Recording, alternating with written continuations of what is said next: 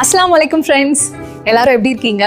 Welcome to my ஹஃபி ஹமி moms tips channel. நம்ம வீட்ல குலாப் ஜாமுன் செய்யறப்போ நடக்கிற மிகப்பெரிய போராட்டம் என்ன தெரியுமா? அந்த மாவை உருண்டை பிடிக்கிறது தான். நம்ம என்னமோ உலக உருண்டையவே புதுசா உருவாக்குற மாதிரி ரொம்ப கவனமா உட்காந்து உருட்டுவோம். ஆனா அதை எண்ணெயில போட்டதும் டமான்னு வெடிச்சு ஷேப் மாறி ஏலியன் கிரகத்துல இருந்து வந்த விண்கல் மாதிரி ஆகிடும். இனிமே அந்த உருட்டுற டென்ஷனே நமக்கு வேணாம் பாஸ். வாங்க, செம்ம ஈஸியா வாயில வச்சா கரையிற மாதிரி உருட்டாமலேயே ஒரு குலாப் ஜாமுன் கேக் எப்படி செய்யறதுன்னு பார்க்கலாம்.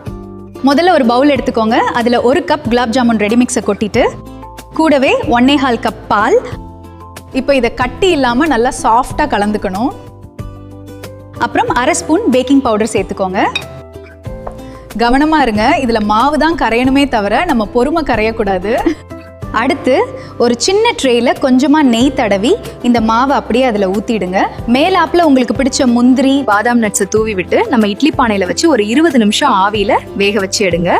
இட்லி மாதிரியே இதுவும் புஷ்ஷுன்னு வெந்து வரும் பாருங்க. இது பார்க்கும்போதே பாதி டென்ஷன் குறைஞ்சிரும். இது நல்லா ஆறுனதும் உங்களை யாருக்காவது பிடிக்கலன்னா அவங்கள நினச்சிக்கிட்டே கத்தியால் கேக் வெட்டுற மாதிரி சின்ன சின்ன சதுர பீஸாக கட் பண்ணிக்கோங்க. இப்போ ஒரு பேன்ல கொஞ்சமா நெய் விட்டு இந்த பீஸ் எல்லாம் 2 பக்கமும் லேசா பொன்னிறமா ரோஸ்ட் பண்ணி எடுத்துக்கோங்க. நெய்யில அது வறுபடுற வாசனையிலேயே பாதி கேக்க நாம அப்பவே காலி பண்ணிடுவோம், அது வேற விஷயம்.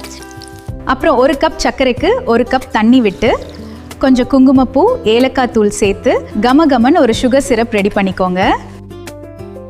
கடைசியா அந்த ரோஸ்ட் பண்ண கேக் பீசஸ் மேல இந்த சூடான ஜீராவை அப்படியே அருவி மாதிரி ஊத்தி நல்லா ஊற விடுங்க.